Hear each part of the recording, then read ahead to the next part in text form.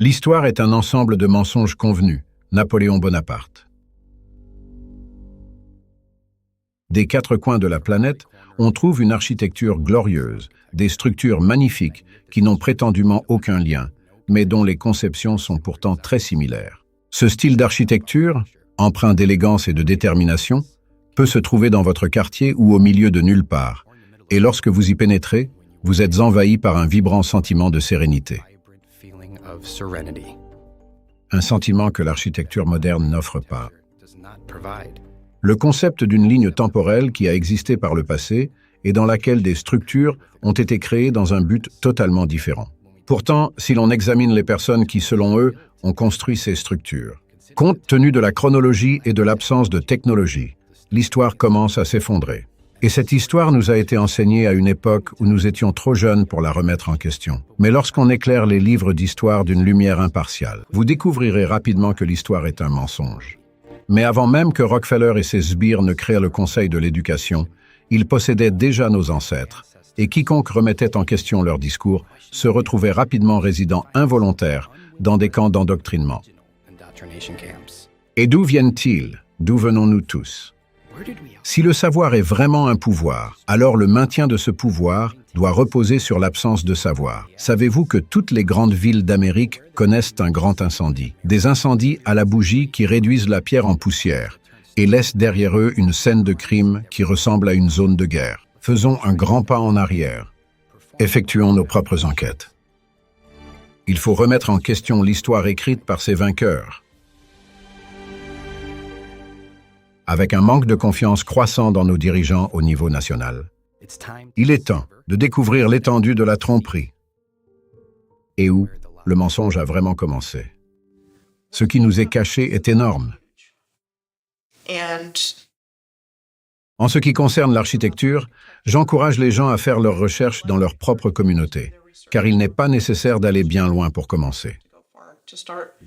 En s'attaquant à ce qu'ils nous ont dit, et en se posant la question de savoir si c'est possible. Est-il possible que le bâtiment X ait été construit dans les années 1890? Il nous donne des délais de l'ordre d'un an. Il a été construit en un an. Ils veulent nous faire croire que nous ne disposions pas de la technologie, que nous étions à la traîne. Et pourtant, nous construisons toutes ces structures étonnantes, cette disparité entre ce que dit le récit et ce qui existe réellement. Vous avez des villes en Amérique qui donnent l'impression d'avoir été construites dans l'Europe médiévale, quand rien n'était là. Et les gens sont arrivés et ont commencé à construire, d'après ce qu'on nous a dit. On pourrait supposer qu'ils l'ont fait. Ils ont construit avec les moyens dont ils disposaient, des clous et du bois, s'ils avaient de la chance. Ce que nous obtenons, c'est ce récit selon lequel les gens se présentaient et se débrouillaient vraiment avec ce qu'ils avaient. C'est ce que nous avons appris à l'école, c'est qu'il n'y avait rien ici. Cette terre était vide, les seuls habitants étaient des Indiens sauvages, et nous avons tout construit ici. Tout ce que vous voyez dans ce pays en Amérique du Nord, car nous parlons aussi du Canada. Tout a été construit par nous après notre arrivée, il n'y avait rien ici. Ils ont dû changer le récit, ils ont dû détruire les preuves, ils ont dû trouver une explication. Pour savoir qui a construit cela, pourquoi ils l'ont construit et quand ils l'ont construit.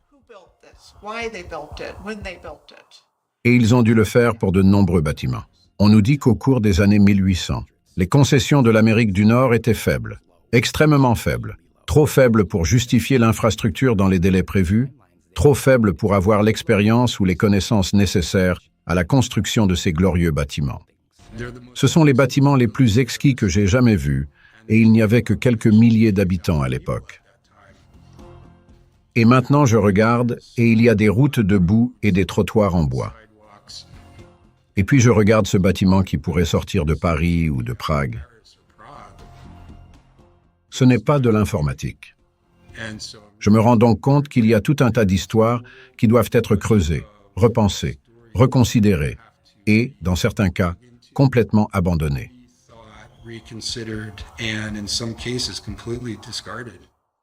Nous ne construisons plus comme cela. Comment cela peut-il se produire dans un délai réaliste? Ne progresseriez-vous pas d'année en année? Pour avoir des bâtiments incroyables aujourd'hui, nous construirions des pyramides massives, des palais de justice massifs, des palais de justice qui durent éternellement. Au lieu de cela, nous avons tout le contraire. Et ils sont de mauvaise qualité. Et avec des outils soi-disant améliorés. Et pourtant, notre construction s'est détériorée. C'est complètement à l'envers. Il existe des preuves d'une culture mondiale qui a existé dans un passé pas si lointain, et les preuves sont partout. C'est intéressant parce que j'ai passé une grande partie de ma vie à étudier l'histoire ancienne et voyager autour du monde à la recherche du passé, et ce n'est que récemment que j'ai réalisé qu'en fait, je n'ai pas besoin de voyager en Égypte ou ailleurs. Tout est là, à Sydney, à Londres et à San Francisco. Et c'est tout autour du monde. Et une fois qu'on l'a vu, on ne peut plus l'oublier. Il suffit de regarder la civilisation dans laquelle on vit avec les bons yeux. On regarde en quelque sorte autour de sa ville et on va regarder sur « que fait ce bâtiment ici ?»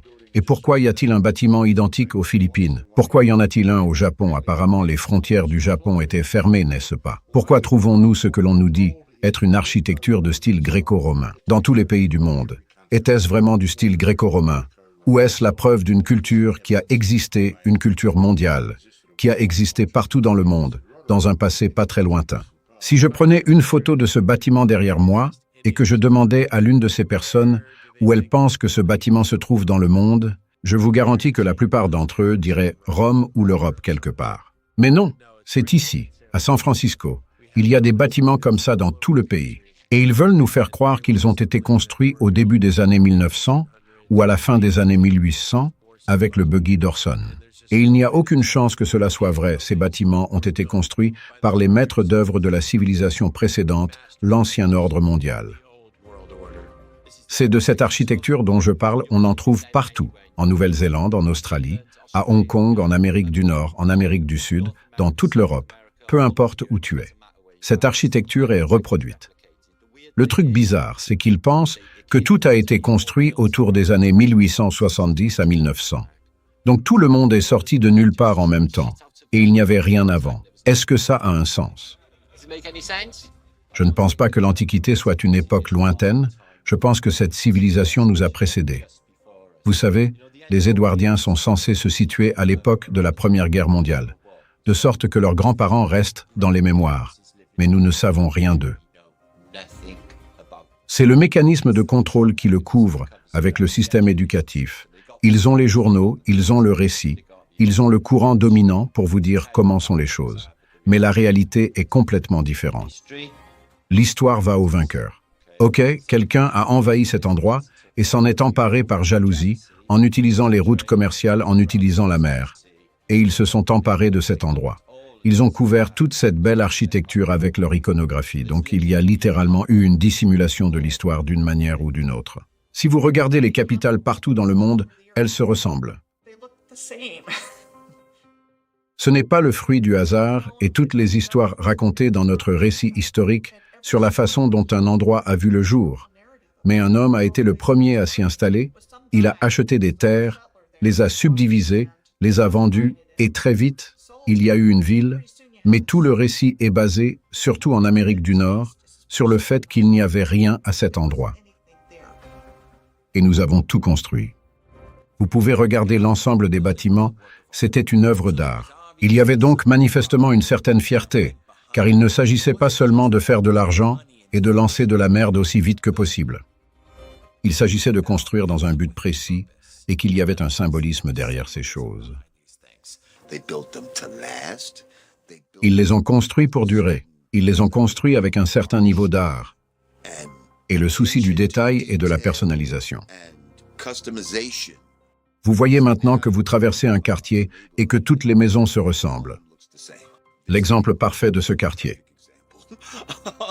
Mais tout avait sa propre identité et était imprégné de personnalisation et de souci du détail.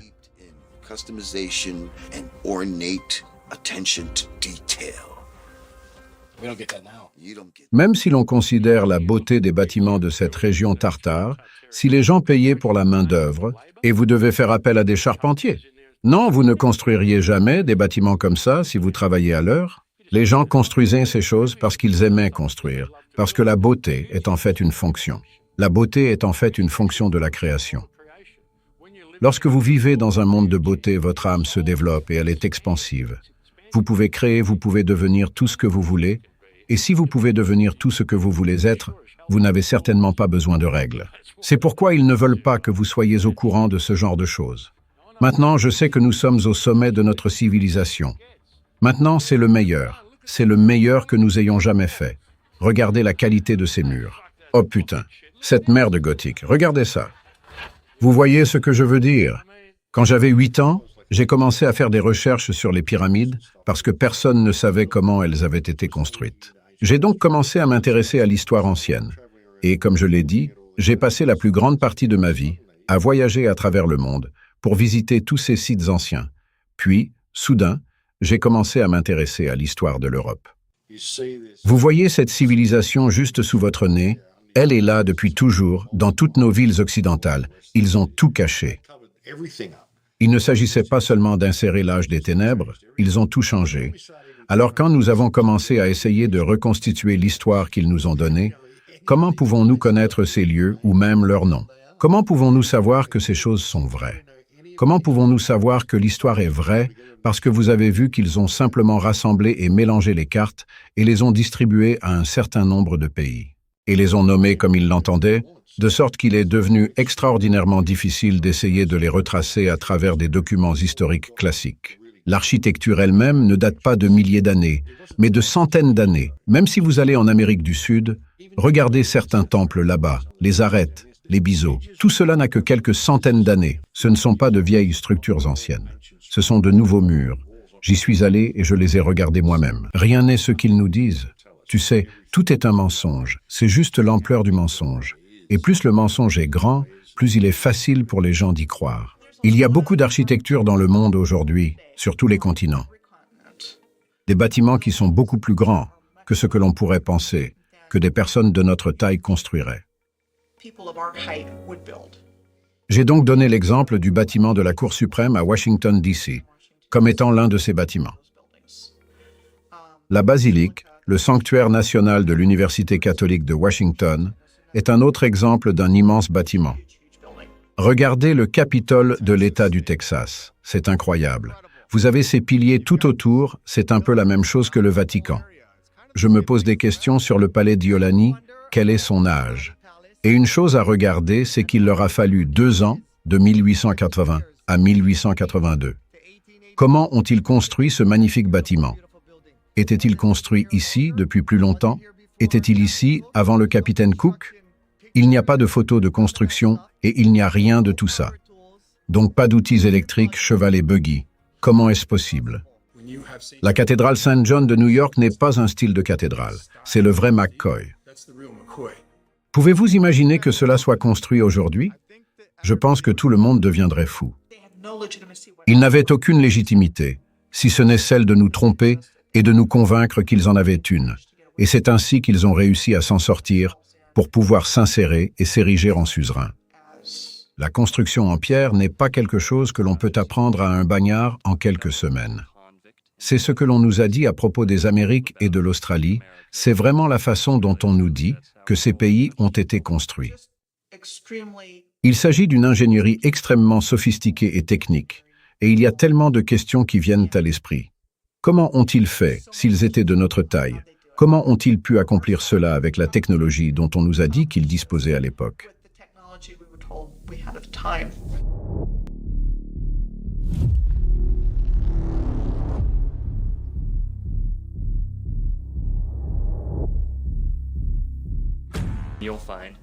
Vous trouverez de nombreuses banques, des bureaux de poste et des centres gouvernementaux qui, il y a 100 ans, étaient installés dans ces grandes structures en pierre.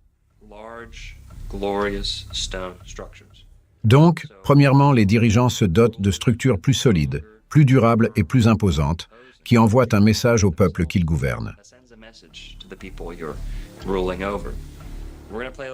Nous allons jouer à un petit jeu avec 2 alternatives, vous ou moi. Quelle que soit la personne qui décide entre ces 2 options, j'aimerais que vous fassiez semblant d'être un leader mondial.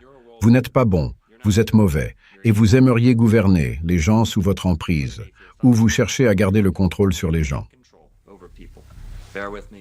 Soyez avec moi, et envisager ces deux alternatives dans la première, nous avons l'opinion, la théorie. Les enseignements, le paradigme que l'homme n'est rien d'autre qu'un singe carnivore, dans l'espace flottant sur un rocher sans aucune raison. Au milieu de nulle part par accident. Et tout cela a commencé il y a 43 milliards d'années, un mardi à 18 heures. Et ils peuvent le déterminer avec leur carte d'étoiles en couleur, et vous avez la poussière de lune, et des choses de ce genre. Et cela a continué vers une longue et vaste existence, de rien, juste survivre par instinct, comme un animal. Aucune justification de toute morale éthique, aucune poursuite réelle du bonheur, aucune poursuite de l'harmonie et de la compréhension, ici sur la Terre. Et c'est tout ce que nous vivons aujourd'hui. Il n'y a pas de responsabilité spirituelle, il n'y a pas de compréhension de la beauté, alors que de l'autre côté, nous avons une création intentionnelle, une conception intentionnelle, non seulement de l'être humain, mais de la Terre entière. Les lois de la nature. Pas de théorie, seulement des lois enracinées, dans l'existence tissée, dans le tissu de la réalité, par le concepteur, le créateur. Pas dans un sens linéaire, si on regarde en arrière, cela fait tant d'années que cela ne fonctionne plus de cette façon, c'est le tissu de ce dans quoi nous vivons. Il y avait une valeur placée sur la beauté.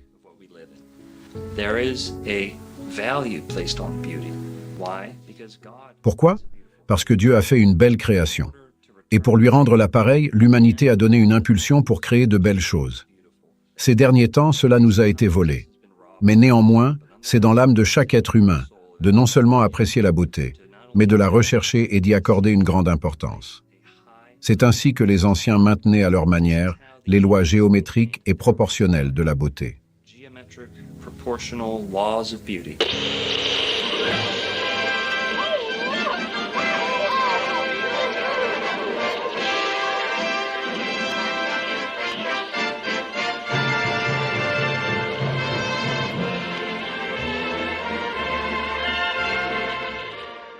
Il n'y a jamais rien eu de tel dans le monde entier. C'est dans notre propre ville. Grand-père, ils ne le démoliront jamais, n'est-ce pas? Ils n'ont pas intérêt à le faire.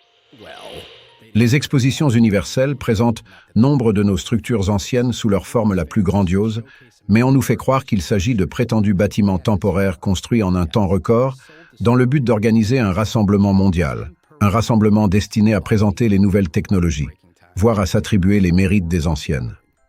Avec autant de lumières exposées, on ne peut que supposer que les centrales électriques et les ressources électriques telles que le câblage et même les électriciens étaient largement disponibles. Or, à cette époque, ce n'était pas du tout le cas.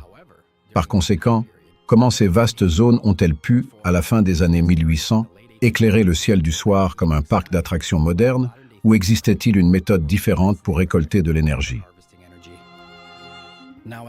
Demandez-vous maintenant quelle partie de ces magnifiques bâtiments a l'air temporaire. Quelle est la partie de ces bâtiments qui a l'air usée? Et surtout, quelle est la partie de ces bâtiments qui a l'air neuve?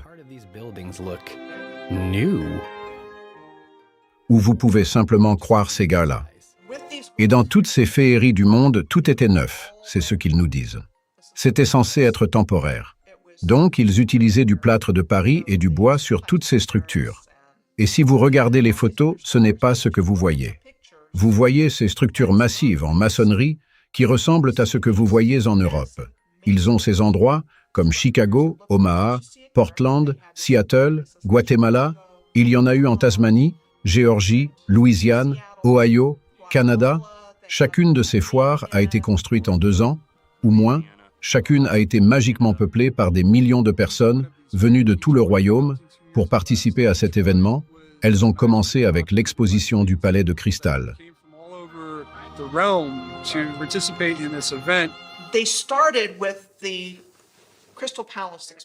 L'exposition du Palais de Cristal, en 1851. Ce qu'ils nous disent, c'est qu'en 9 mois, ils ont commencé à concevoir le projet et l'ont construit en 9 mois dans cette gigantesque structure en verre plat, avec des fontaines, des trains et tout le tralala, et qu'ils l'ont ensuite déplacé dans un autre endroit à Londres.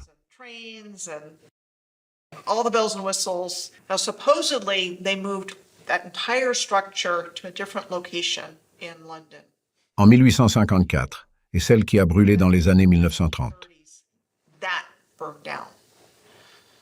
So, Aussi quand vous montrez des photos de ce palais de cristal massif et de toutes les choses qui s'y trouvent. and all the things that are there. Allez, hop, on le déplace. Pas de problème. Oops, it burned down. Et oups, il a brûlé, ce qui est généralement le cas de beaucoup de ces structures de l'exposition universelle. Si vous pouvez l'effacer de l'histoire, les gens ne le voient pas comme un futur potentiel. Et je pense que c'est en soi la morale de la dissimulation de l'histoire, de la dissimulation de l'ancien monde. Cela n'a tout simplement pas de sens logique pour moi de construire quelque chose d'aussi grandiose et de le détruire ensuite. Et en réalité, il s'agissait d'une excuse pour prendre l'infrastructure existante et construire quelques petites conneries autour d'elle. Puis, lorsque vous avez terminé votre soi-disant foire, cela vous donne une excuse pour tout démolir sans que personne ne pose de questions.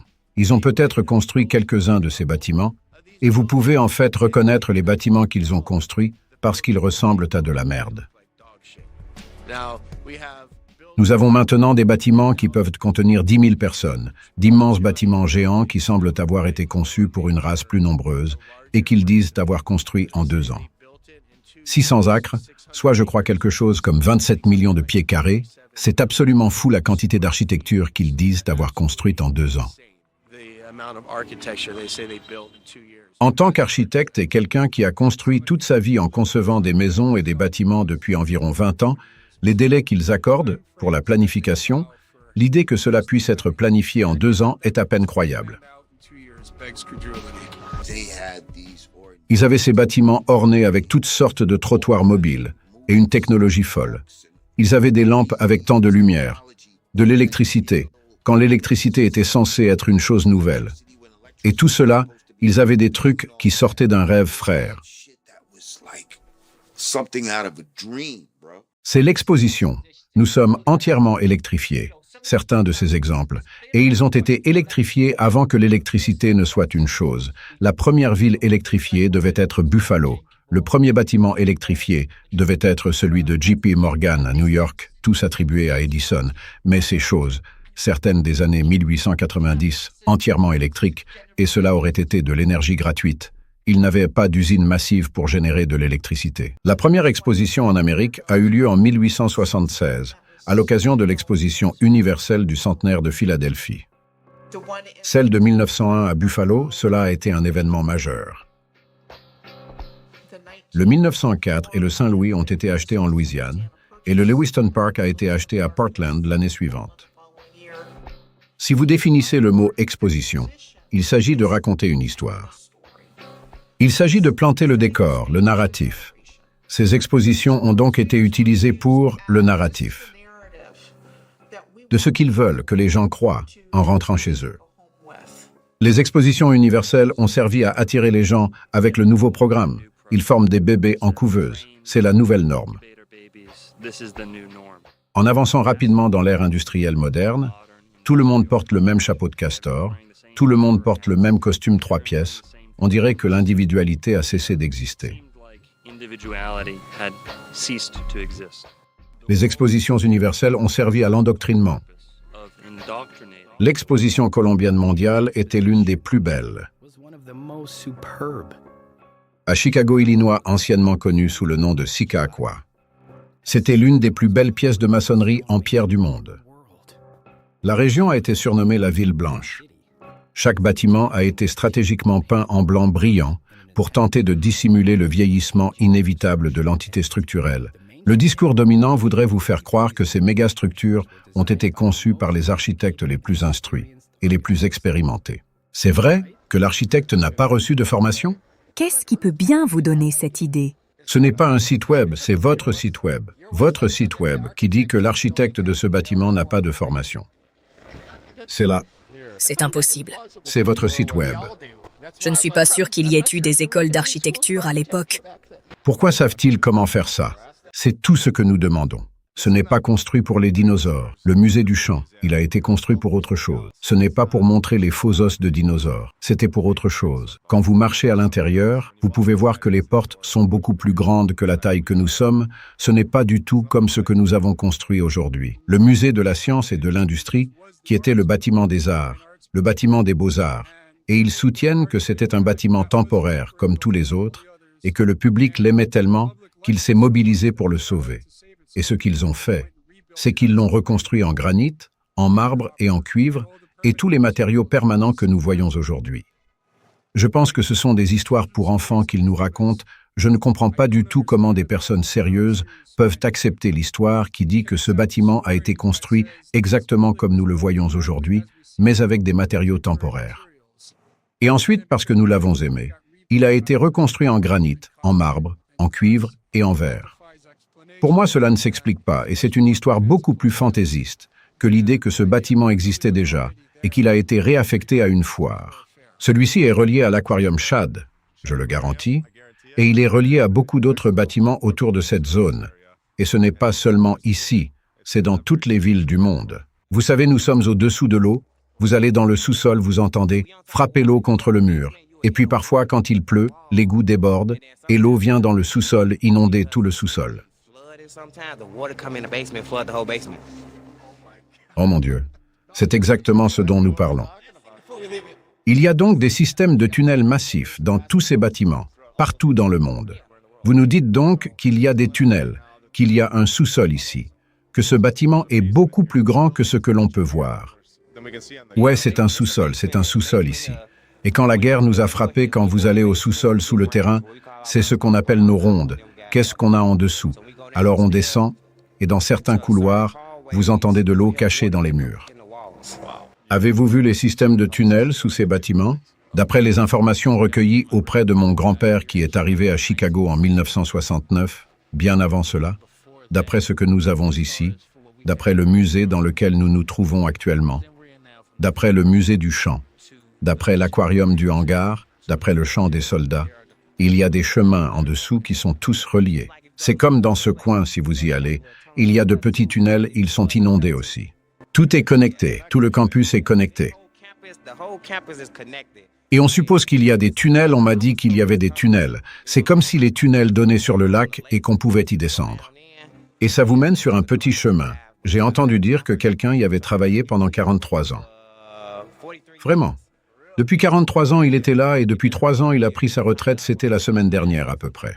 Y es-tu déjà allé? Non, monsieur, il n'autorise pas l'accès au public et ensuite il n'autorise l'accès qu'à un très petit nombre de leurs employés ici. Donc vous pensez que la Terre sur cette photo en bas de l'escalier, vous pensez que la Terre est vraiment là et que nous l'avons mise là pour couvrir ce bâtiment et donner l'impression qu'il n'est pas aussi grand qu'il ne l'est en réalité. J'ai l'impression qu'en fait, c'est une fausse image.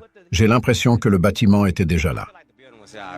Que dites-vous à votre enfant lorsque vous arrivez dans un nouvel endroit, qu'il vous pose des questions et que vous n'avez pas de réponse?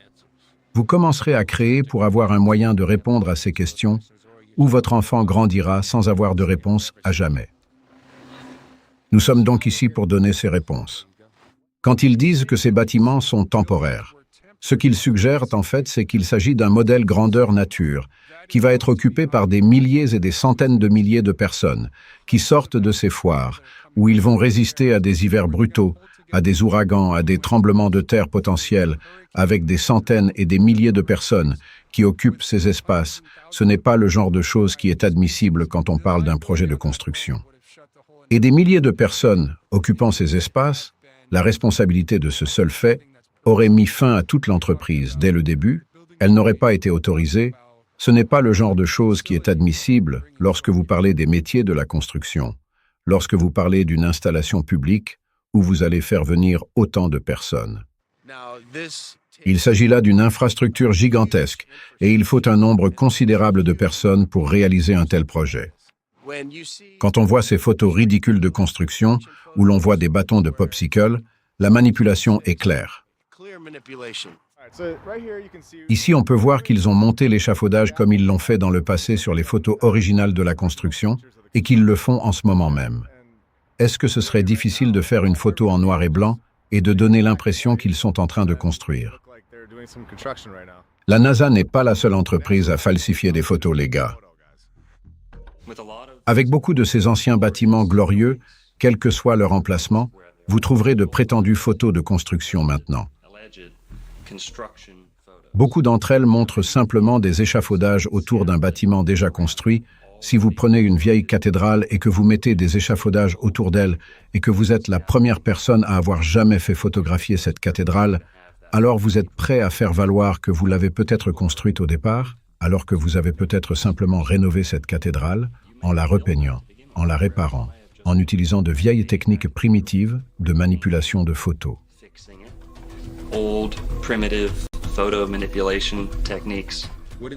Des trottoirs en bois et des routes en terre, il faut pouvoir apporter toutes les pierres, les briques, le verre, le cuivre et tous les éléments constitutifs sur le site, et donc rien que les routes, on peut gratter et renifler n'importe quel aspect. L'histoire commence à s'effriter, mais si vous imprimez ces photos dans des livres ou si vous les présentez dans un documentaire télévisé, disons, et qu'il s'agit juste d'une image qui va aller et venir dans 99% des gens qui les regardent, ils ne vont même pas se gratter la tête, ils vont juste dire « Voilà, c'est la photo de la construction, et je n'ai besoin de rien d'autre, parce que pourquoi je remettrais ça en question? C'est absurde. » Vous trouverez également des photos coupées et collées à l'ancienne, c'est-à-dire que quelqu'un a utilisé un couteau X-Acto dans une chambre noire primitive pour assembler des photos qui n'ont en fait rien à voir ensemble. À l'époque, cette technologie était un moyen sûr de produire plusieurs images et de les combiner en une seule. Il était impossible que les censeurs n'en aient pas besoin pour falsifier des photos de construction. Et non, ce n'est pas Photoshop, mais le processus de superposition est très similaire. Manipulation de photographies victoriennes à l'aide de marques au crayon et de techniques de grattage pour dessiner, effacer et retoucher toute image souhaitée. La manière la plus simple d'atteindre vos objectifs est d'avoir un arrière-plan blanc que vous pourrez retirer plus tard dans la chambre noire. Il n'est pas rare que d'autres créent des photographies truquées et montrent leurs compétences en matière de masquage et de gravure. Car à l'époque, c'était le début de la société frauduleuse qu'ils ont construite. Ils prennent un bâtiment déjà achevé et en blanchissent le ciel. Ils l'appellent le ciel vanille. Ils font disparaître le ciel et coupent ce qu'ils veulent laisser sur la photo. Ils peuvent couper ce qui existait et le remplacer par un ciel gris ou blanc de couleur vanille. Le ciel de vanille où l'arrière-plan est découpé et vous pouvez voir les marques de crocs, vous pouvez zoomer et voir où le bord du bâtiment est un peu flou, le ciel qui aurait été l'arrière-plan a disparu.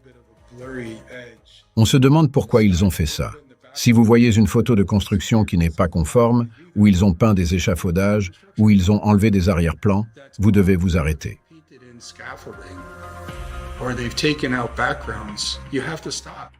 Pourquoi ont-ils pris cette mesure?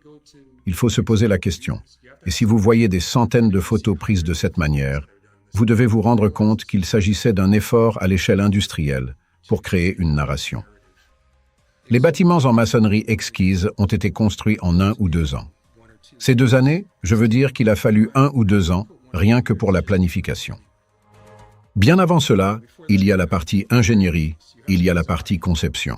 Il ne s'agit pas simplement de réunir un groupe d'artistes et de constructeurs pour réaliser ces objets. Il y a les architectes et les accessoires qui ont été conçus, puis il y a l'ingénierie.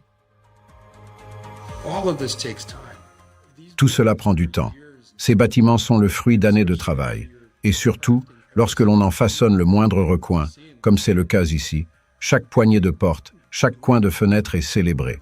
Et c'est pourquoi l'architecture est si belle, c'est une architecture de la célébration.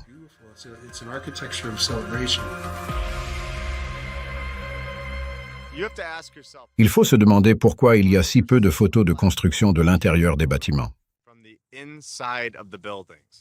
L'extérieur est incroyable, mais l'intérieur est construit comme un palais. Il y a un tel manque de photos de l'intérieur de ces bâtiments. Et ils sont incroyables quand on voit le bâtiment Kluczynski à Chicago qui a pris 14 ans. Et puis vous revenez et vous regardez celui d'avant, le bâtiment fédéral construit en 7 ans. Comment cela est-il possible? Ils n'auraient pas dû être capables de fabriquer ces choses jusqu'au sommet. Ces gens n'ont pas de formation. Et créer cette chose étonnante qui dure pour toujours, dans une ligne temporelle, où ils vous disent qu'ils se promènent à cheval et en chariot. Cela ne doit pas être accepté. Cela n'est tout simplement pas possible dans le délai qu'ils nous disent. Nous savons que des gens trafiquent les comptes dans d'autres domaines. Nous savons que des gens ont manipulé des photos dans le but de tromper les gens, tout comme le fait la NASA. Ce n'est pas nouveau, c'est ancien. Mais c'est encore le cas aujourd'hui. Les techniques ont considérablement évolué. Mais à l'époque, ils pensaient être à la pointe du progrès et ne pensaient pas qu'ils seraient rattrapés. Ou peut-être qu'ils s'en foutent, car le temps qu'ils comprennent cette merde, on s'en fout. On sera parti depuis longtemps et on s'en fout. Ils ont leurs histoires. Et tout ce qui existe a une explication. Au cours des 100 à 200 dernières années, j'ai même appelé le bâtiment des archives de l'État de l'Illinois et ils n'avaient pas d'informations sur leur propre palais de justice, qui est situé à moins d'1 kilomètre d'eux-mêmes.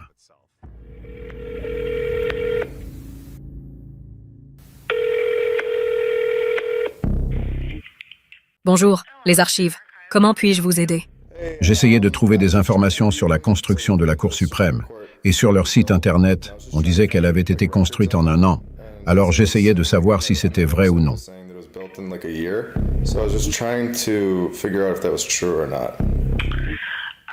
Avez-vous essayé de contacter la Cour suprême? Oui, et ils m'ont envoyé chez vous. Je ne sais pas ce que nous aurions sur le bâtiment lui-même.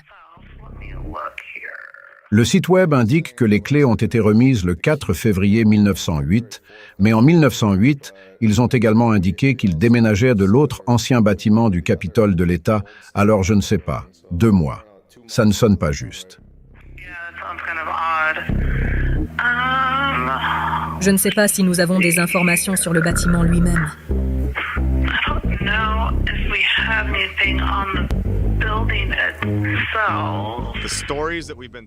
Les histoires que l'on nous a racontées ne sont en fait que des histoires que nous répétons sans cesse et que nous régurgitons simplement ce qu'ils nous ont dit. Vous pouvez soit choisir de les croire,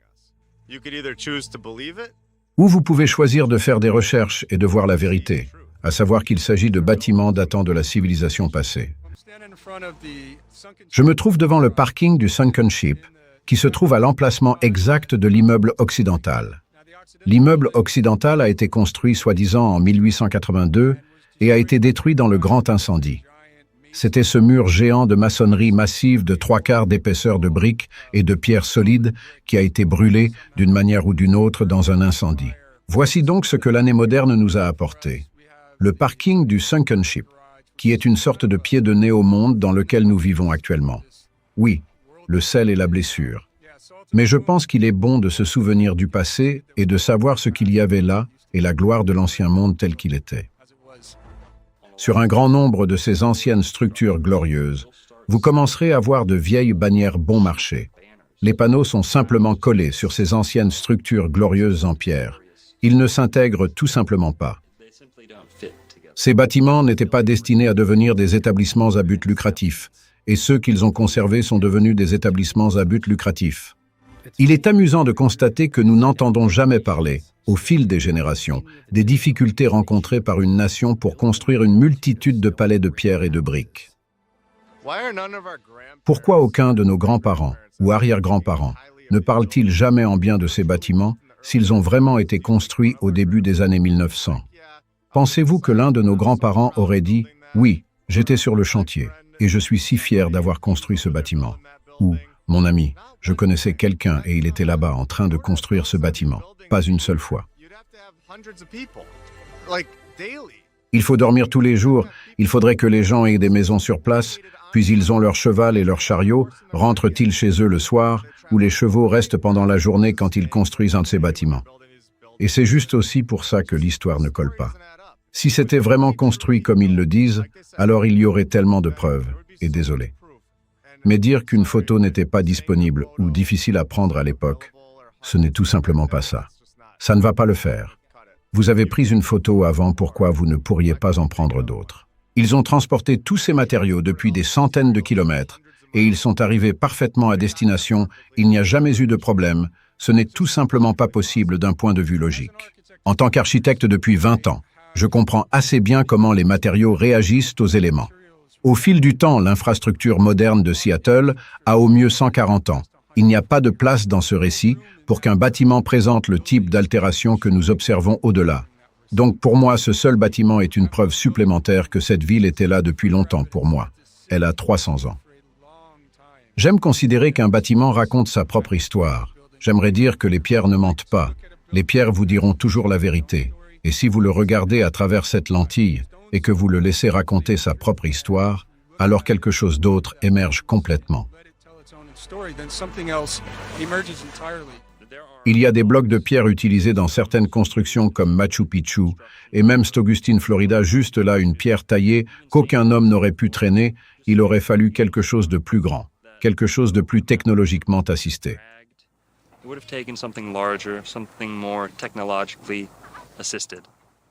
À moins qu'il ne s'agisse de personnes de taille importante. Dans de nombreux livres anciens, partout dans le monde, on parle de géants qui ont existé et qui ont côtoyé ce que nous appellerions aujourd'hui des personnes de taille normale. Les personnes plus grandes auraient eu plus de facilité pour transporter, tailler et disposer les pierres de cette taille. Nous voyons des mégalithes aux Amériques et des mégalithes dans le monde entier, qui sont peut-être le résultat du travail des géants.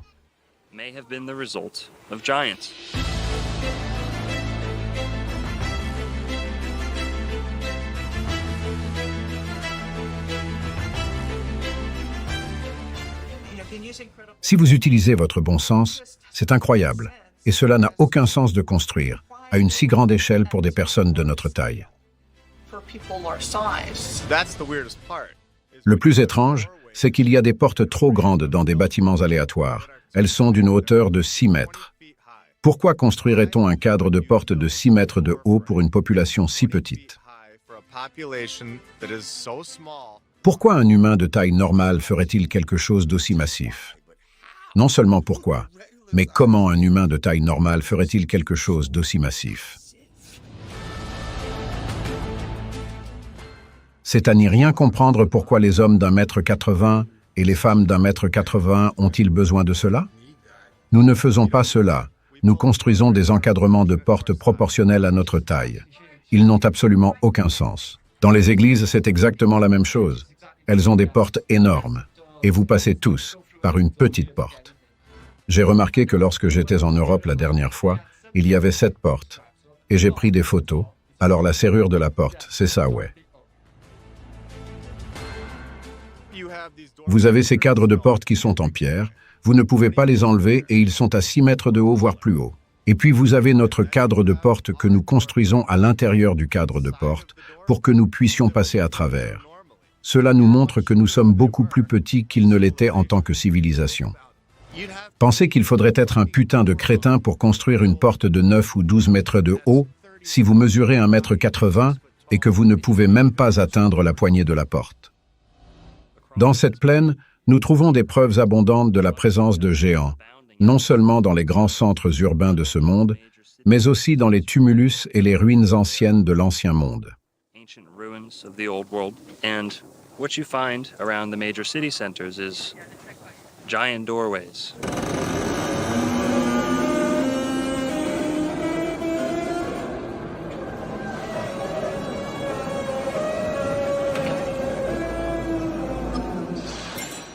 Nous avions des livres géants. Nous avions des casques géants. Nous avions des couteaux géants. Des épées de samouraï géants. Des fusils géants.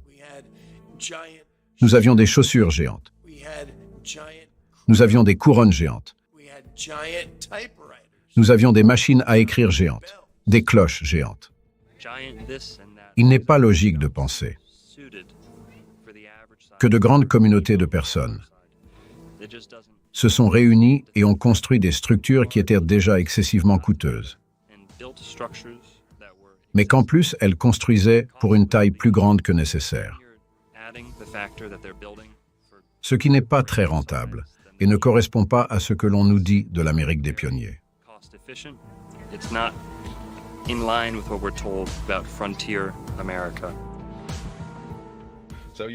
Donc, même en le comparant à moi en termes de positionnement de la hanche, mon genou est plus haut et il y a 13 cm d'écart. Donc, ce sont des individus vraiment grands, vraiment grands. Et quand on y pense, ce n'est même pas si important que ça. C'est comme s'il y avait des gens géants.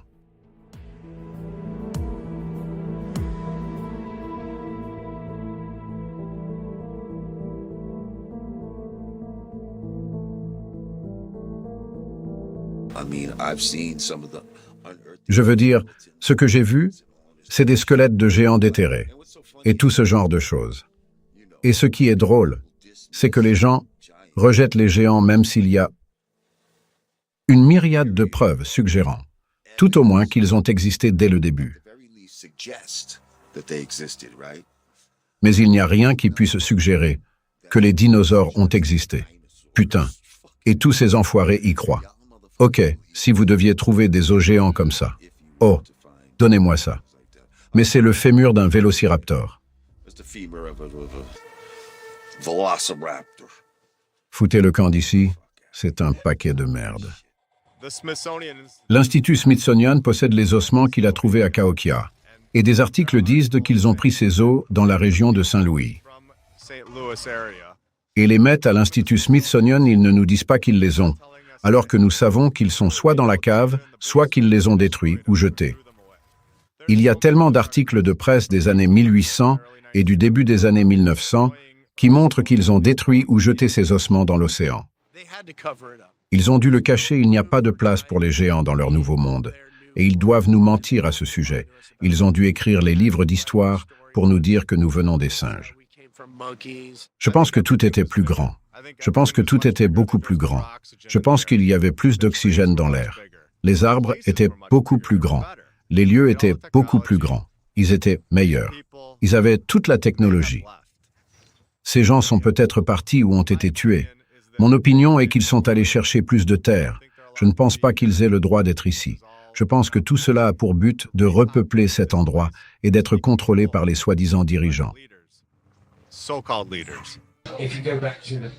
Si vous revenez aux Écritures bibliques, lorsque les Néphilim sont nés des anges d'or saluant l'aube des hommes, ils ont donné naissance à des géants.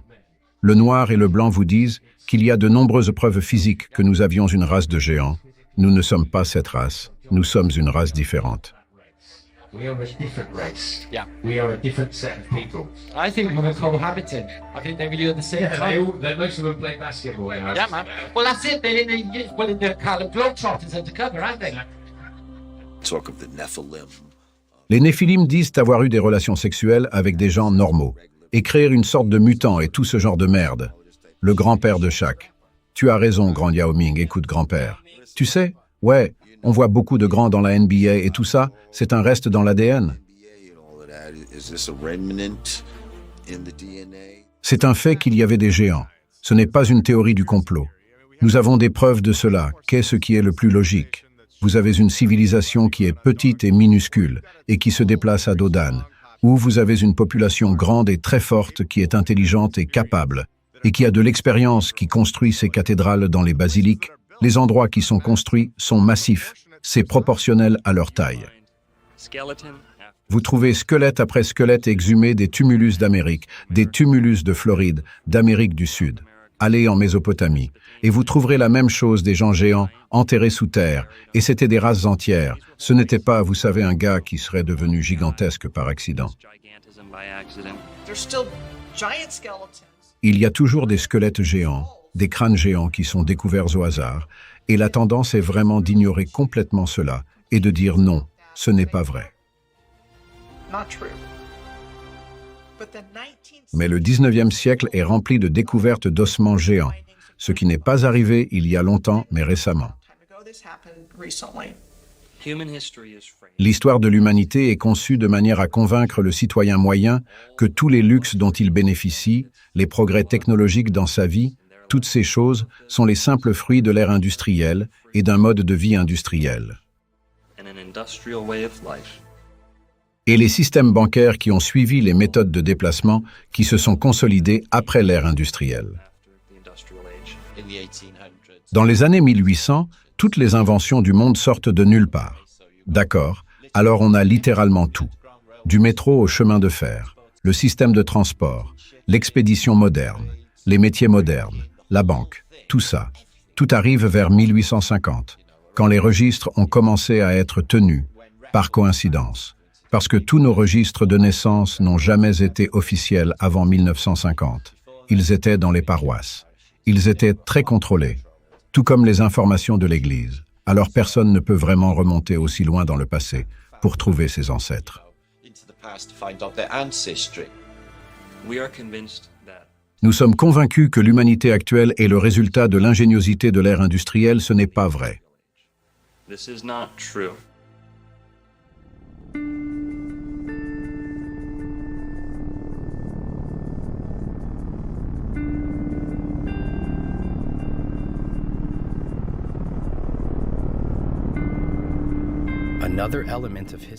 Un autre élément de l'histoire qu'ils ont commodément fait oublier à propos d'une forme luxueuse de voyage qui a été promptement supprimée de nos cieux.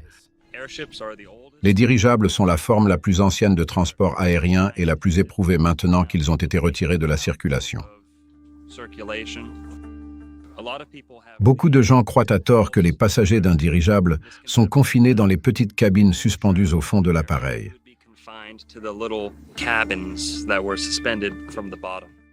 Vous savez, comme le cockpit du pilote, vous êtes probablement un peu inquiet à propos de ceux qui descendent, étant au fond du vaisseau.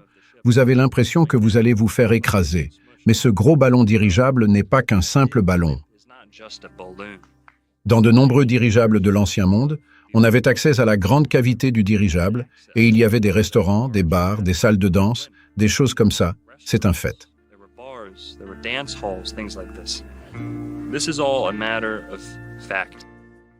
Pourquoi construire une chose aussi grande et ne rien mettre à l'intérieur?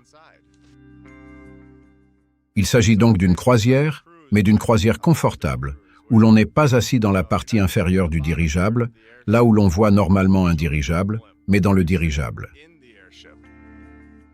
C'est un endroit magnifique, une méthode de voyage facile et gracieuse qui est jetée dans les égouts. Ils sont en fait plus sûrs que les avions. Et ce que nous avons eu, c'est un événement médiatique de masse sous la forme du Hindenburg qui a effrayé la plupart de la population mondiale et l'a dissuadé de monter à nouveau dans un dirigeable.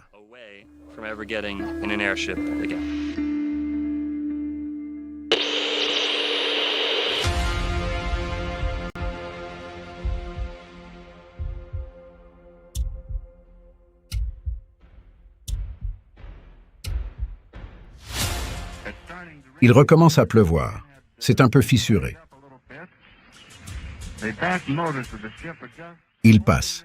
Les moteurs du navire le maintiennent juste assez pour le garder dans l'air. L'autre côté est juste...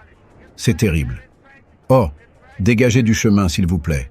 Ça tombe dans les plaines et sur tous les gens. Mais c'est terrible. C'est l'une des pires catastrophes du monde.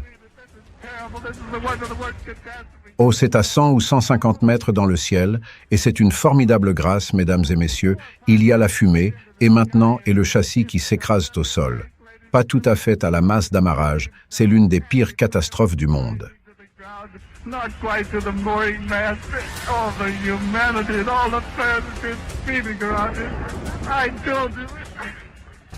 ne peux pas parler aux gens et le faire passe là-bas. Je ne peux pas parler, mesdames et messieurs, honnêtement. C'est comme le putain de disque américain. Tout le monde peut à peine geler, parler et crier. Dame, je suis désolé, je peux à peine respirer. Je vais entrer là où je ne peux pas le voir. C'est terrible. Je ne peux pas. J'écoute, les amis. I'm going to have to stop for a minute because I've lost the voice. This is the worst thing I've ever witnessed. Oh no, can't do this. Oh non, on ne peut plus faire cela, c'est dangereux. Et avec les images de l'Hindenburg en flammes, qui tombent du ciel, non, plus de dirigeables. No more airships. But there's a lot of... Mais il y a beaucoup de preuves, disons, qui montrent que oui, il y avait des dirigeables et qu'il s'agissait d'une technologie préexistante. And they were a pre-existing technology. Et l'une des façons de se débarrasser des choses est de dire que c'est dangereux pour la sécurité et que nous ne pouvons plus le faire. Safety hazard, we can't do this anymore. Et je ne veux plus voler dans ce type d'avion parce qu'il a pris feu dans les airs et qu'il n'y a aucune chance que je voyage à nouveau dans ce type d'avion. Let's stick with our helicopters. Restons-en à nos hélicoptères et à nos avions, et nous arrêtons de construire des dirigeables. Airships. Quel est le moyen de transport le plus tranquille? Le dirigeable ou l'avion? Vous ne pouvez pas me dire que tout le monde n'est pas terrifié à l'idée de monter sur le tarmac et de décoller d'un aéroport. Dans un avion, tu es coincé. Tu as 60 à 100 personnes coincées dans ce petit avion. Tu ne peux pas voyager aussi loin. Avec les réservoirs qu'ils ont, avec un dirigeable, tu peux voyager très loin et tu peux voyager avec beaucoup de gens. Tu pourrais emmener des masses de gens vers ces autres terres qui sont beaucoup plus loin que nous ne pourrions jamais l'imaginer. Les dirigeables allemands ont atterri à Opelika en Floride pendant des années. Et Glenn Curtis, l'homme qui a ouvert l'aéroport d'Opelika, est un homme impliqué dans un scandale. Donc si quelqu'un raconte des mensonges ici, c'est bien ces gars-là. Glenn Curtis a été surnommé l'homme le plus rapide du monde pour avoir battu des records de vitesse sur une moto utilisant des moteurs à gaz, et il a contribué à faire valoir la supériorité du gaz sur la vapeur et d'autres techniques. Il a commencé à installer des moteurs à gaz sur des dirigeables, et il a contribué à les faire abandonner d'autres méthodes, puis il a fait la même chose avec les avions, en concurrence directe avec les frères Wright. Il a essayé de voler les animaux des frères Wright avec l'aide de l'Institut Smithsonian. Vers la fin, ils ont commencé à les remplir d'essence plus sale pour qu'ils puissent être propulsés au gaz. Ce n'était pas le cas. Beaucoup d'entre eux étaient à vapeur dans certains cas, tout comme les sous-marins. Ils peuvent essayer de nous le cacher, mais vous, en tant que téléspectateurs, vous pouvez aller vérifier par vous-même. Les dirigeables étaient beaucoup plus sophistiqués que ce que l'on nous dit. Et pour en revenir à la comparaison entre l'avion et le ballon dirigeable, ils peuvent littéralement et métaphoriquement étrangler les coûts de transport en autorisant qu'un nombre limité de personnes abordent ce tout petit tube qui voyage si vite et qui est si dangereux. Oh, laissez tomber. En ce qui concerne les avions modernes, on ne peut faire tenir que quelques centaines de personnes dans un avion, alors qu'on peut faire tenir quelques milliers de personnes dans un dirigeable, d'abord parce qu'il est gracieux, mais aussi parce qu'on peut y faire tenir beaucoup plus de personnes et qu'il y a beaucoup plus d'installations. C'est un peu comme une ville itinérante, donc les dirigeables offraient quelque chose que les avions n'offrent pas. Ils étaient plus sûrs en termes de vitesse de déplacement. Vous savez, le danger d'atterrir à un endroit où vous n'êtes pas censé le faire. Si votre peur de voler est causée par la traversée de l'eau, en cas d'urgence, vous auriez maintenant un moyen d'accoster en toute sécurité sur un bateau, et si vous avez peur d'atterrir, vous pourriez être rassuré par un dirigeable qui accosterait lentement. Des choses comme la Tour Eiffel, dont on nous a dit qu'elle avait été construite pour une exposition mondiale, mais il y a des tours Eiffel partout. Cela vous donnera l'occasion de faire venir un dirigeable dans votre ville, et plus encore, et vous serez livré directement à l'endroit où vous voulez être. Je ne pense pas que cela ait été irresponsable. Ils l'ont vraiment fait. L'Hindenburg a été utilisé et s'est couplé au sommet de l'Empire State Building. La porte s'ouvrira, le portique sortira, et tout le monde sortira du Zeppelin. Dans l'Empire State Building, et ils l'ont fait à Chicago, ces dirigeables étaient le transport de l'époque. Croyez-le ou non, il n'était pas rare que des gens fassent voler leurs dirigeables directement dans le centre-ville de New York et qu'ils les amarrent aux clochers, aux pics, aux tours, aux flèches de villes comme New York City, Chicago, les grandes villes d'Allemagne, d'Angleterre, etc. Les dirigeables s'amarraient. Ils débarquaient les gens au sommet des bâtiments.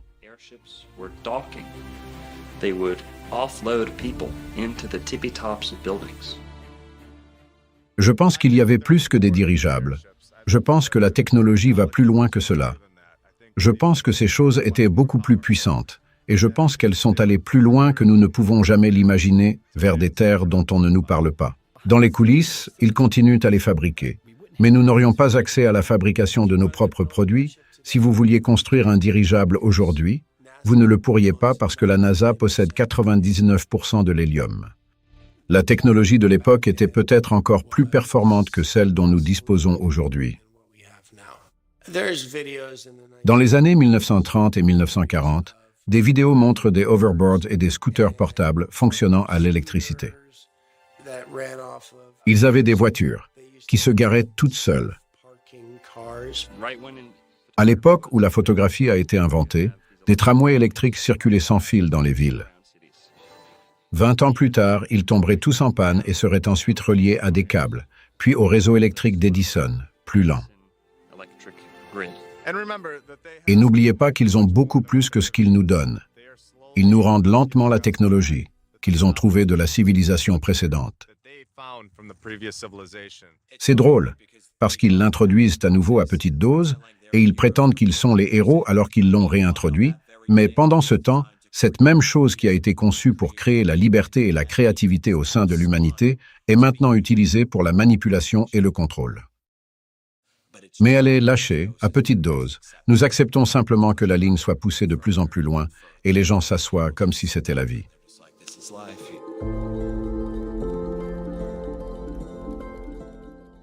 L'énergie sans fil alimentée par l'éther existait bien avant les grandes compagnies pétrolières. Nous savons tous à quel point les compagnies pétrolières sont sales, mais il faut penser à tout ce que nous pourrions avoir si elles n'avaient jamais existé. Le processus de raffinage du pétrole a été inventé en 1854 par quelqu'un de Pittsburgh. En 1870, John Rockefeller et Henry Flagler ont créé la Standard Oil Company et ont donc dû trouver une solution de remplacement d'énergie le plus rapidement possible, et ils l'ont obtenu grâce à l'exploitation de ces ressources. Dans les années 1800, le monde académique a ajouté 18 éléments au tableau périodique des éléments, l'éther étant l'un d'entre eux, et à un moment donné, on s'est rendu compte que l'éther n'était plus un élément de la nature. Lorsqu'Albert Einstein a présenté sa théorie de la relativité et a commencé à donner des conférences dans tout le pays et dans le monde entier, tous ceux qui parlaient de l'éther à l'époque ont vu leur réputation complètement détruite. Ils ont perdu leurs laboratoires et leurs postes d'enseignants, comme ce que nous avons vu en 2020. Souvent, ils laissent des miettes de pain. Souvent, la vérité est à la vue de tous alors. Avec ce Benjamin Franklin qui envoie cette clé avec un cerf-volant, c'est essentiellement vous, l'Américain moyen, qui envoyez votre drone avec un fil de cuivre et qui récoltez de l'électricité directement à partir de l'éther. Je pense que les anciens comprenaient très bien que l'éther est réel et qu'il existe des moyens de canaliser l'énergie atmosphérique, l'énergie terrestre, et je pense qu'ils construisaient leurs bâtiments en gardant cela à l'esprit. Si nous avions accès à l'énergie libre, imaginez que vous puissiez vous promener dans la forêt comme bon vous semble, et que vous puissiez installer un petit appareil et raisonner pour vous construire un château, et de faire léviter des pierres et de créer un royaume. Eh bien, ce n'est pas très bon pour Joe Biden. Comment va-t-il te taxer? Comment la FEMA va travailler avec toi dans cette situation? Et c'est pour ça que c'est si dangereux pour eux.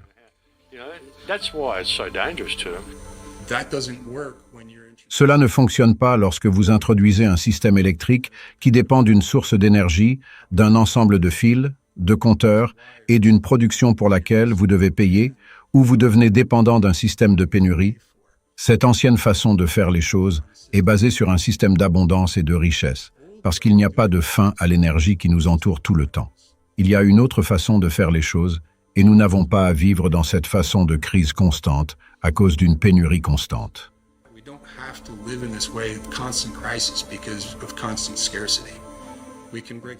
Nous pouvons la franchir et je pense que nous sommes sur le point de redécouvrir cette connaissance à un moment très curieux où l'ancien système est en train de s'effondrer.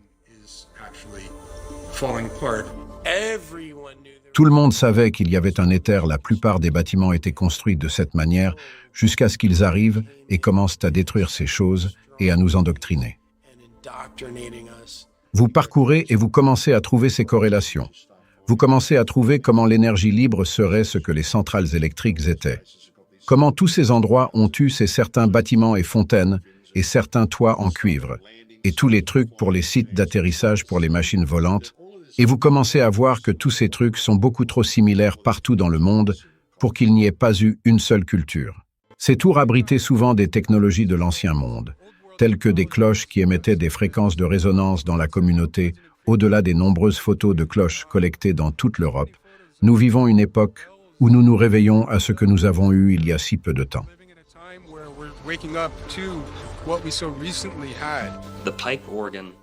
L'orgue est une machine à guérir, c'est pourquoi il faisait partie intégrante de la construction des anciennes cathédrales gothiques. L'orgue était la pièce maîtresse de l'église de la cathédrale. of the church, of the cathedral. Now, Tout autour du bâtiment, en haut et en bas, il y avait des tuyaux et des haut-parleurs qui diffusaient cette musique dans la cathédrale. blasting this music into the cathedral.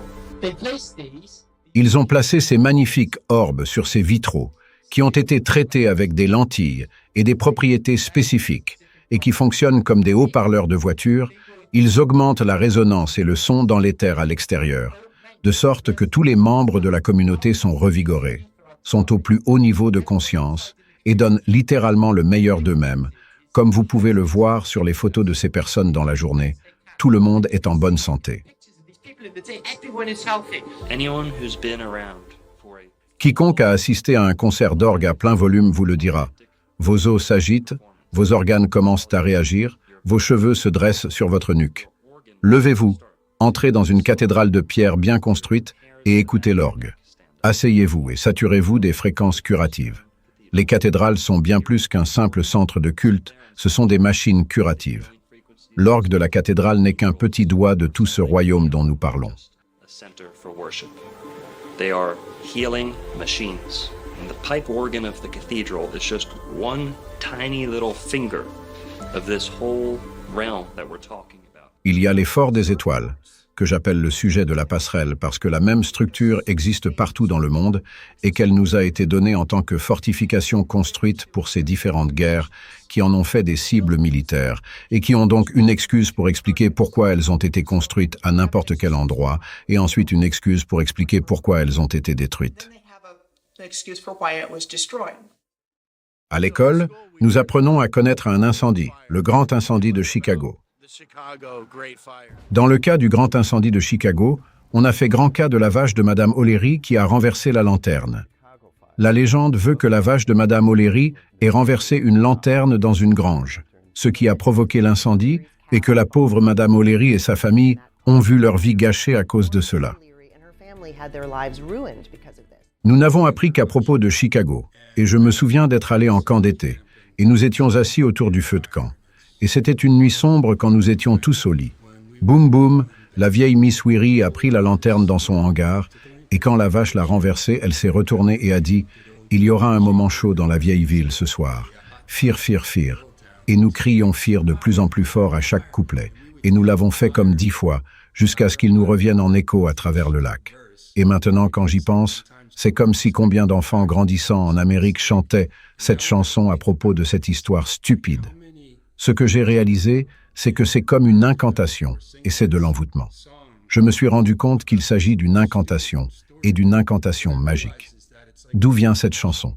C'est une histoire qu'il voulait que la population adopte et croie comme faisant partie du mythe fondateur du pays et de ce que nous sommes en tant que peuple. Et voilà qu'en tant qu'architecte avec un vif intérêt pour l'histoire, j'ai découvert ces dernières années qu'il y avait eu des incendies dans toutes les grandes villes. As an architect with the keen interest in history, I come to find out only within the last few years that there were fires in every major city. And then I come to find out that Je découvre alors qu'il ne s'agit pas seulement de bidonvilles en bois construits avec des allumettes, mais de villes entières avec des photographies montrant des bâtiments en maçonnerie du type le plus raffiné. showing masonry buildings of the most exquisite type. Philadelphia, New York. Philadelphie, New York, Boston, Floride, Jacksonville, Miami. Toutes les grandes villes ont été brûlées à un moment donné. Croyez-le ou non, il s'agissait de villes en pierre, de villes mégalithiques en pierre, d'anciennes métropoles qui ont été brûlées comme si elles avaient été faites de bois, très rapidement. Nous pouvons spéculer sur la source de cette destruction, d'en haut, d'en bas, d'incendies criminels, de destruction biblique, etc. Biblical destruction. Néanmoins, toutes les grandes villes d'Amérique, voire d'Europe, du monde entier ont été dévastées par un incendie. The entire world saw a great devastation by a fire. Nous verrons des photos de personnes marchant sur le trottoir comme si ce n'était pas grave. Je veux dire que c'est subjectif, mais je veux dire que c'est ce à quoi cela ressemble. Les photos sont étranges. La séquence des événements qui sont censés se dérouler est étrange, donc vous savez, il y a juste beaucoup d'indices, si vous voulez, nous disant que ce n'étaient pas des événements aléatoires, comme si quelqu'un voulait nous le faire croire. Somebody wants us to believe. Si vous regardez les photos des bâtiments de l'Ancien Monde qui existent encore, elles expliquent toujours pourquoi ils ont été démolis. Mais il est curieux de voir pourquoi tant de tours ont disparu aujourd'hui. Le Pioneer Square est l'un de ces exemples, et il a été construit immédiatement après l'incendie de 1889.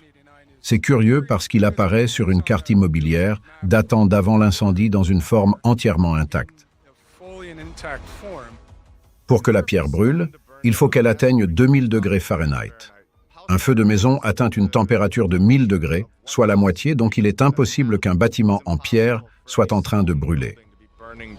Les incendies des années 1800 et antérieurs étaient peut-être faux.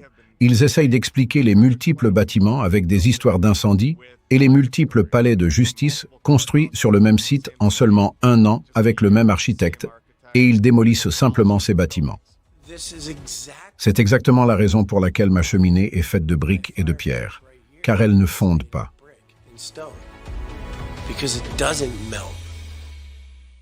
Il faut être idiot pour penser que ces feux de forêt vont faire fondre la brique et la pierre.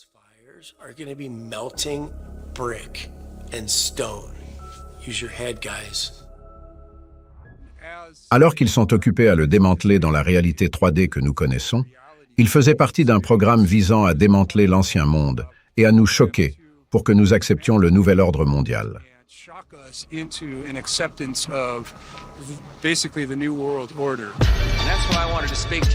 C'est pourquoi je voulais vous parler aujourd'hui du nouveau monde qui se dessine autour de nous, des perspectives d'un nouvel ordre mondial.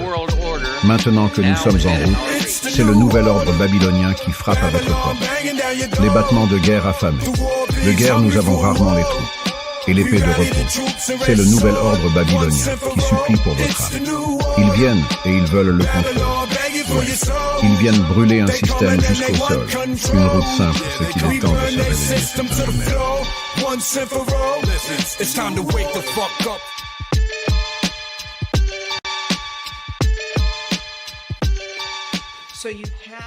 Il y a donc eu ce que j'appellerais la réinitialisation de l'histoire selon un récit très précis, c'est-à-dire qu'elle n'a pas beaucoup changé, et en utilisant les médias comme ils le font aujourd'hui pour la publier, l'imprimer.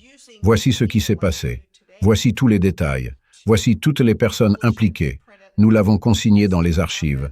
Alors encore une fois, ils disent que tout a été construit en bois, comme dans un décor de film hollywoodien. Nous sommes donc arrivés et nous avons construit toutes ces belles structures pour nous assurer qu'elles ne brûleraient pas à nouveau. Et c'est ce qui est raconté à plusieurs reprises. Si vous regardez n'importe quelle grande ville, elle a subi le même sort. Et je ne pense pas qu'il s'agisse d'une simple question de stupidité. Ils ont mis des bougies partout et ont laissé leur ville prendre feu. Les palais de justice en pierre, les banques en pierre ont été réduites en miettes. À Jacksonville, nous avons eu un incendie où il y a des témoignages de première main de personnes qui ont échappé à l'incendie et qui, une fois qu'elles pensaient s'être mises à l'abri, ont regardé le feu parce que c'est ce que les gens faisaient à l'époque.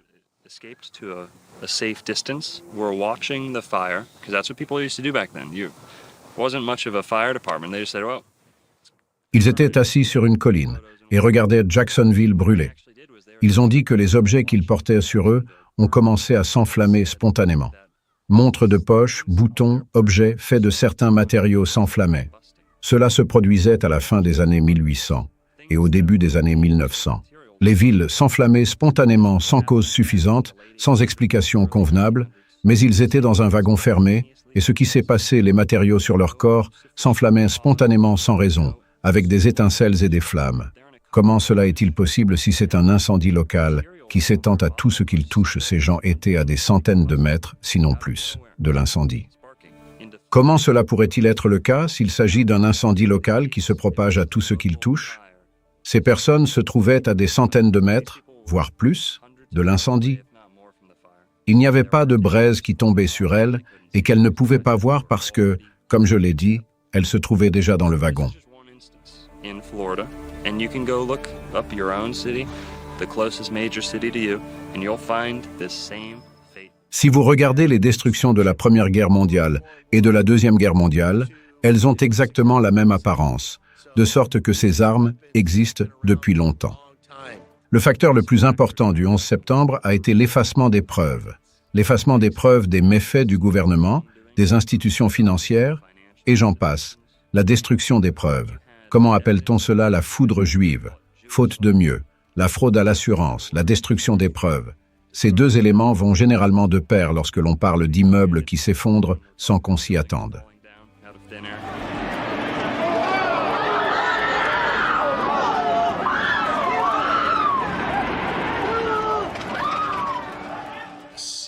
Seattle a brûlé dans le centre-ville 2 mois plus tard.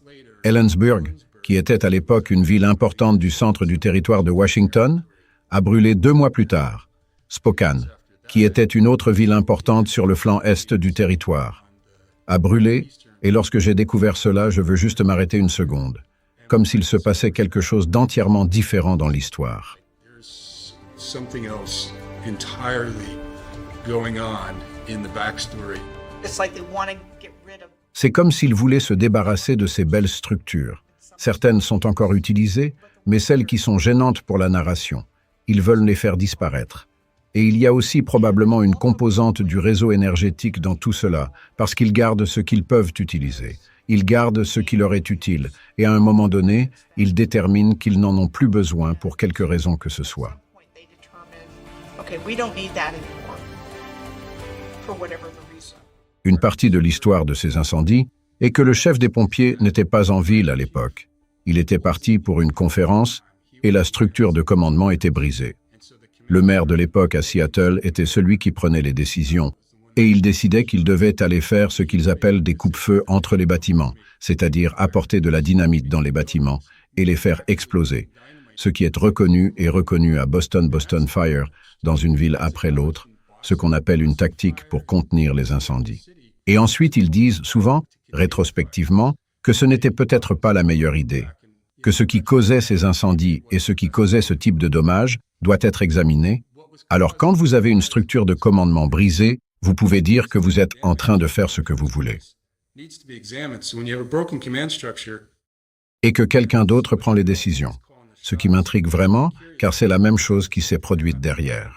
Les incendies de forêt qui ont ravagé Maui sont les plus meurtriers de l'histoire des États-Unis depuis plus d'1 siècle sur les médias sociaux. Les gens spéculent sur ce qui pourrait avoir causé les incendies. Une théorie à la mode est que l'incendie a commencé à cause d'une une arme à énergie dirigée. Ce sont des armes comme les lasers qui utilisent de l'énergie tirée à la vitesse de la lumière pour endommager ou détruire des cibles selon le bureau de responsabilité du gouvernement américain. De nombreux pays, y compris les États-Unis, font des recherches sur l'utilisation de ces armes. Oui, ils ont remplacé le chef de la police, Pelletier, qui avait participé à la fusillade de Las Vegas. Ils ont fait 10 déclarations d'urgence à propos de l'oncle Billy, de Banding Drive et d'autres choses du même genre. Et croyez-le ou non, la loi sur la transparence a été suspendue. Ce n'était dans aucune d'entre elles, c'était dans cette petite loi sur le logement abordable sur le côté. Il semble vraiment que seuls les endroits qu'ils voulaient, Safeway, n'ont pas été touchés. Les stations-service n'ont pas été touchées. Ils savaient ce qui allait se passer. Soit ils l'ont fait d'en haut avec l'arme à énergie laser comme d'autres le disent, soit ils l'ont fait d'en bas. Mais une chose est folle, c'est que plus de 24 heures plus tard, ils laissaient toujours le feu brûler.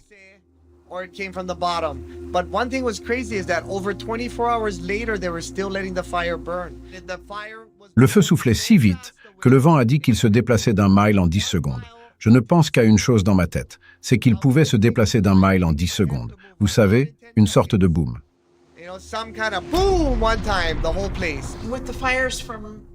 Avec les incendies de Maui, j'ai en tête ces rangées de voitures complètement brûlées. Honnêtement, ça ne ressemble en rien à un incendie.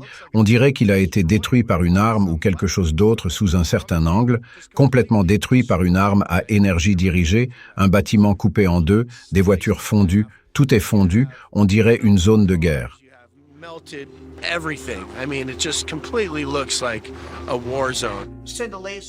Envoyer un laser à partir d'une arme à énergie dirigée sur la communauté et ensuite prendre du recul et dire « Oh, c'était naturel » ou « C'est dommage, c'est si triste ».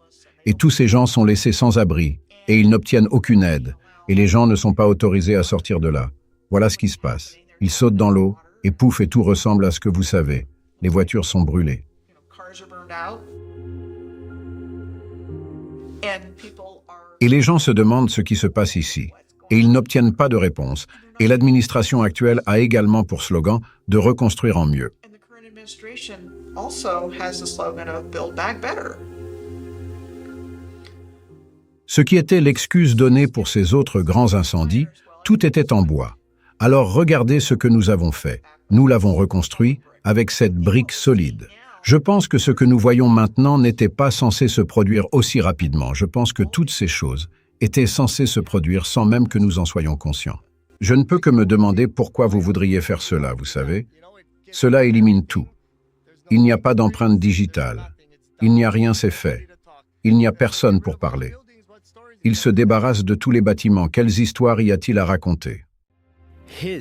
Son histoire est celle qu'ils vont raconter. C'est celle qu'ils nous ont racontée en déformant une chronologie truffée de dissimulation et en empêchant le public de prendre conscience de la destruction de nos propres villes. Quelle est la puissance de ces armes? Et quand ont-elles été créées? Cette grenouille aurait dû se transformer en cendre.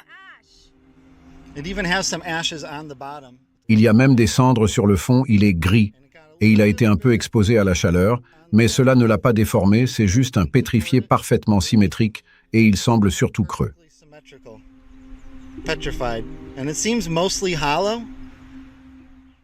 Mais la peau est totalement solide et intacte. There have been a lot of people Beaucoup de gens ont parlé de la malthologie, et mon point de vue à ce sujet et sur d'autres choses est que c'est une partie de l'histoire, ce n'est pas tout, et ce que je crois, c'est qu'il y a eu une attaque d'énergie dirigée sur le système de grilles de la Terre, qui a fait sauter les grilles et qui a causé des marécages, des déserts, des terres qui ont été cisaillées et qui sont tombées dans l'océan, ce qui aurait causé la fonte des bâtiments aussi. deserts that caused land to just shear off and fall into the ocean. And that would have caused melted buildings as well. A really good example. Un très bon exemple qui me vient à l'esprit est un endroit appelé Red Rocks State Park en Californie qui semble avoir fondu. Et il y a d'autres exemples aussi. Donc ma conviction est qu'il y a eu une poussée massive d'énergie. Donc cette poussée d'énergie aurait pu provenir de sources multiples et aurait traversé le système de grilles et aurait tout fait exploser. Quand ils sont venus ici, c'était un paysage détruit et en ruine. Et ils ont même utilisé le mot « ruine » pour décrire les choses, mais ils ont repoussé les choses loin dans le passé, comme des milliers d'années, ou des millions d'années. Et c'était si loin que nous ne savons rien à ce sujet. La Terre a été terraformée par une civilisation très avancée. Really advanced civilization. Ainsi, les choses que nous considérons comme des montagnes, telles que les montagnes rocheuses et les collines, sont en fait des bâtiments. Are actually buildings.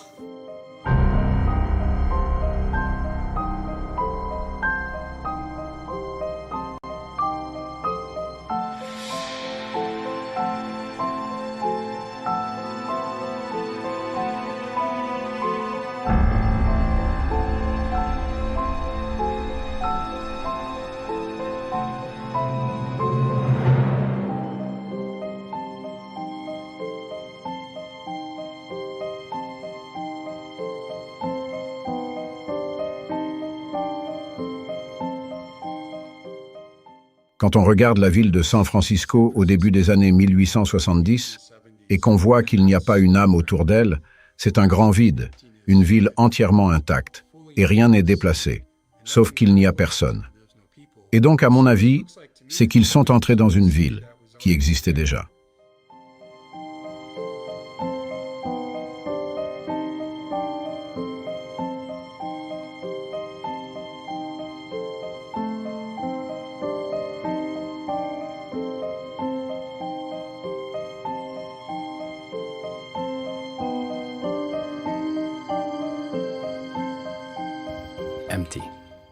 C'est vide, et personne autour, c'est si étrange. Attendez, la tour des joyaux ne serait-elle pas visible quelque part sur cette carte? Souvenez-vous de l'exposition universelle de San Francisco? Elle ne devrait pas l'être car c'était 37 ans après que cette photo ait été prise. It shouldn't be, because that was 37 years after this photograph was snapped. Oh, yeah. Oh oui, bien sûr. On dirait qu'elle est déjà là.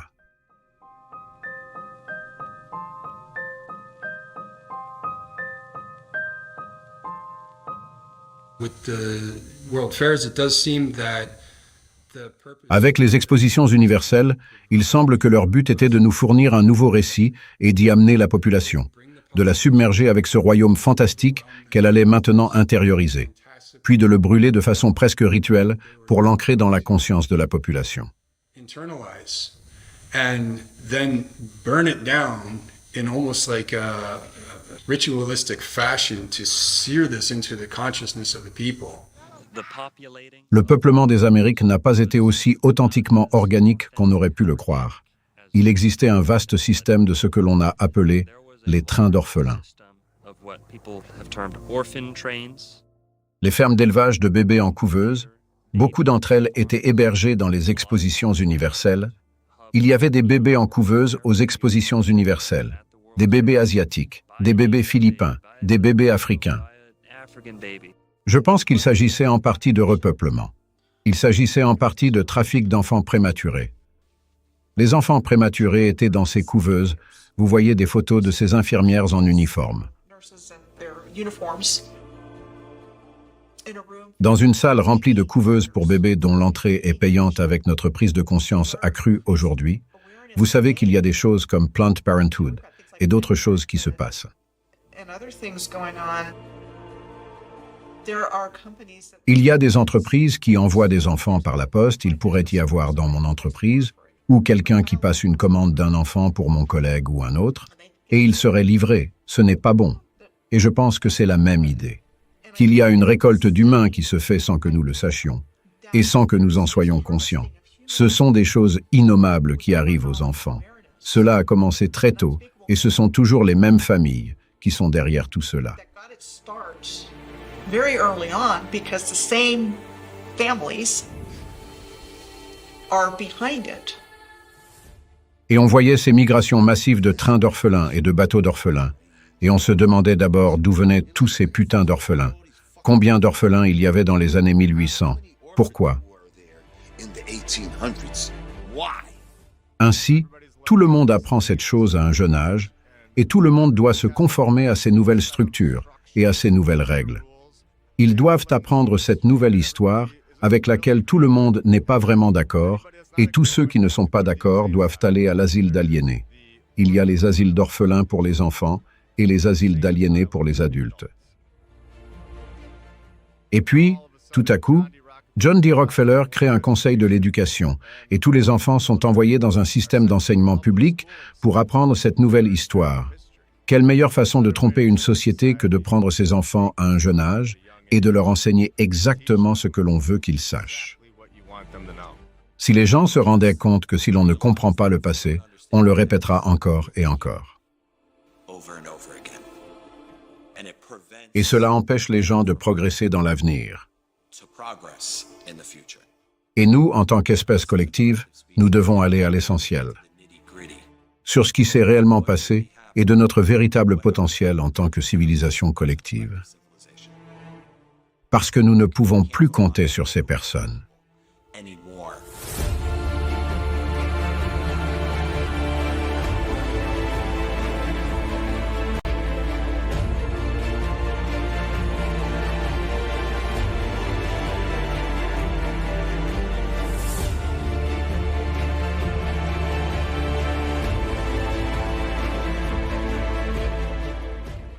Comment pouvons-nous savoir, et je demandais cela à mon père tout le temps, je disais, papa, comment sais-tu que tu as un arrière-grand-père?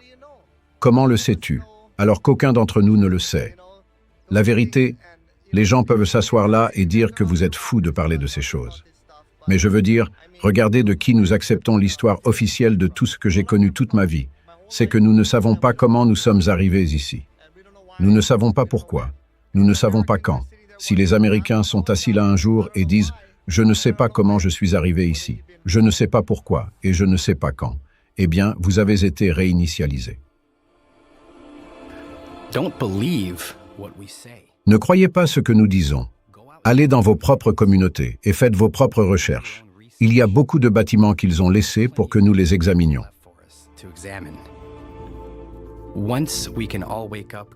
Une fois que nous nous serons tous réveillés collectivement, nous pourrons nous rendre compte de ce qu'ils nous ont vraiment fait.